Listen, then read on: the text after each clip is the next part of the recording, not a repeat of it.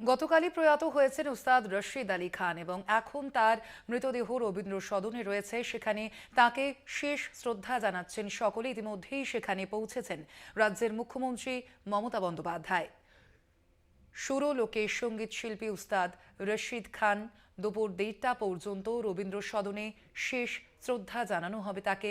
শেষবারের জন্য দেখতে সেখানে পৌঁছে গিয়েছেন বহু মানুষে, সঙ্গীত জগৎ থেকে শুরু করে রাজনৈতিক ব্যক্তিত্বরা, এবং ইতিমধ্যেই সেখানে পৌঁছে গিয়েছেন মুখ্যমন্ত্রী মমতা বন্দ্যোপাধ্যায়। সুরলোকে সঙ্গীত শিল্পী রশিদ খান 56 বছর বয়সে প্রয়াত হন শিল্পী।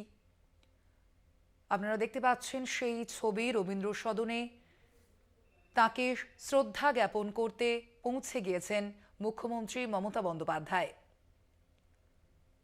সেখানেই রবীন্দ্র সদনেই গান স্যালিউটের মাধ্যমে শেষ শ্রদ্ধা জানানো হয় রশিদ খানকে। আজ গান স্যালিউটে বিদায় সঙ্গীত শিল্পীকে। এরপর দেহ নিয়ে যাওয়া হবে উত্তরপ্রদেশের জন্মস্থানে বদায়ুতে। সেখানেই শেষকৃত্য করা হবে তার।